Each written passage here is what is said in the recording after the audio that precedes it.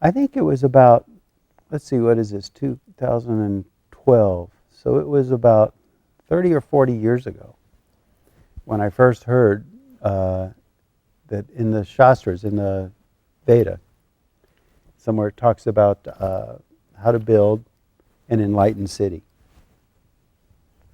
And I don't know why, but when I heard about that, there was something about it that just really intrigued me, you know. And it talked about different parameters, sloping to the east and the altitude and all these different parameters that to build the perfect enlightened city. The idea is that you build this city and it's a generator of coherence for the whole world, and the people there get enlightened, and it becomes this big place where everybody's walking around in unity consciousness, you know.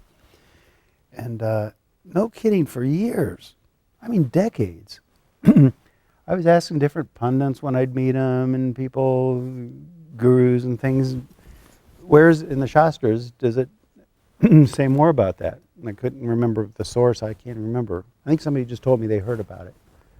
So I wanted to find it. Nobody knew. None of these pundits or anything. They just kind of looked at me kind of cross-eyed, didn't know what I was talking about. And then people told me, in fact, when I very first started the school back in '94, he said, right there, I even would bring it up from time to time, Enlightened City. I don't even remember that really. But it evolved into Mount Soma. But even when I bought Mount Soma, I still didn't know where it was in the Shastras. So I bought this land, and it conformed to the parameters that I recalled. And so I bought it. And I didn't remember this, but we did things that I didn't remember, like putting the Shiva temple in the center of town, things like that. And then it was after all that was done that we had the Sthapatis come for the Shiva temple, and then Pandit Prasad, and all of a sudden people were coming along that knew about an enlightened city. But it was weird because now it's almost like, oh yeah, that's common knowledge, we know about that. I'm like, well, you know, what's going on? You know, it almost feels like maybe I wasn't supposed to know, maybe I was supposed to find this inside of me, I don't know. But anyway, that's what Mount Soma is, and now all the parameters are very clear. They spell it out in great detail how to build an enlightened city. Shiva temple goes in the center, and a Vishnu will probably do Krishna temple to the northeast, and Mother Divine will either do Lakshmi or Durga, you know, to the northwest, and like that, you know, Surya and Ganesh, and we're just going to build it. And you read about it, and you look into it, and it's like, why hadn't anybody else done this?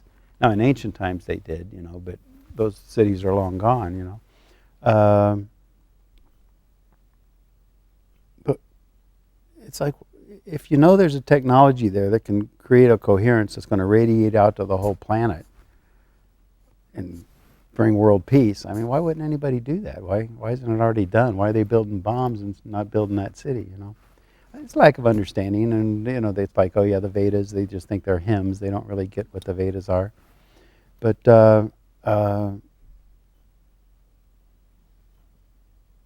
we do, you know.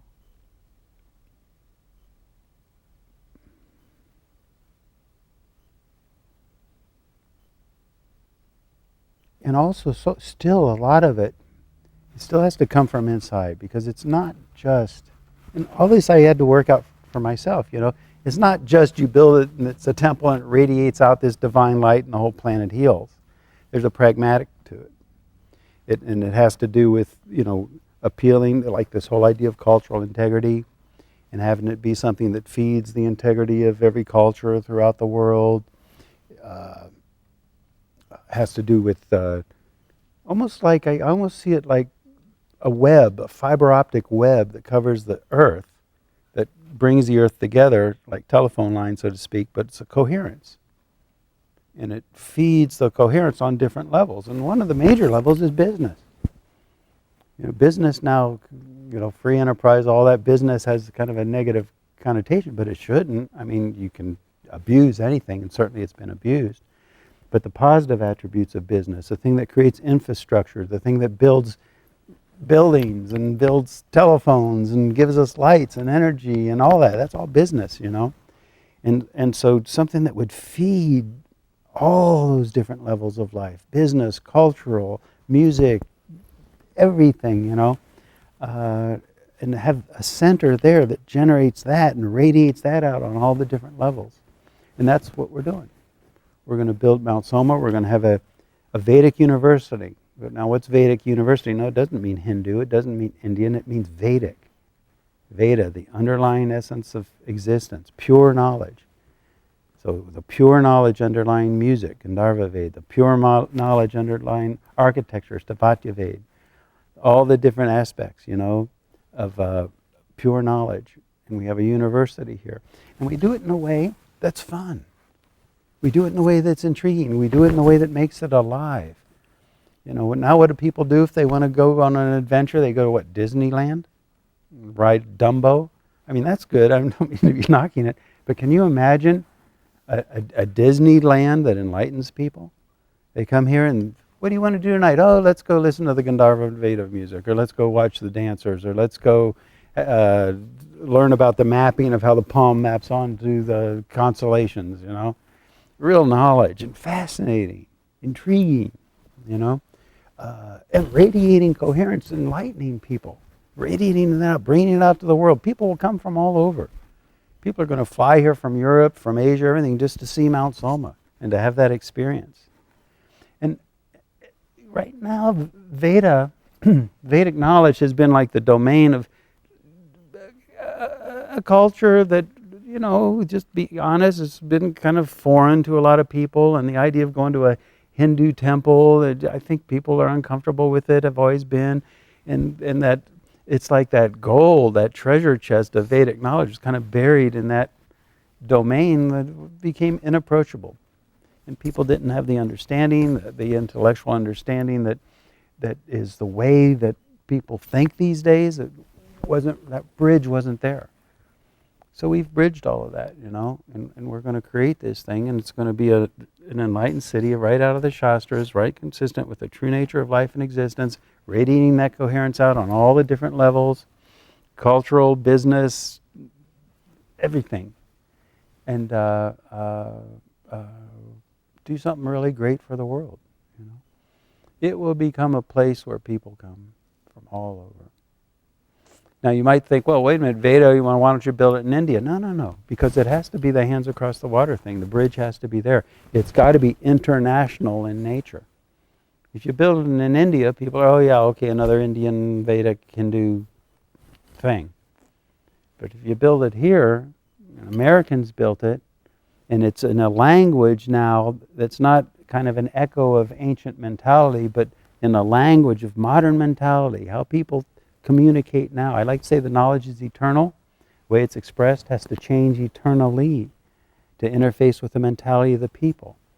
Mount Soma is going to be a place that expresses the knowledge in a manner that's consistent with the mentality of the people. It has to make sense. You see? Potential is huge. Potential is huge. And I think the rewards that people are going to receive from being behind that, supporting that, creating that, and the recognition they'll get from the world when people see what it is, fantastic. Right now the United Nations is what? Really, it's just getting together a bunch of politicians. We're talking about a real United Nations, a united nation of humanity, of people, of hearts, of minds, on all levels, business, cultural, music, all that, unifying humanity while not just maintaining cultural integrity, but feeding it. Unity within diversity. Feed the integrity of each culture, not undermine it by attempting to whitewash it in the name of all coming together. Beautiful. That's what we're doing. We're going to build it. That's what we are building. It's happening, Well begun is half done.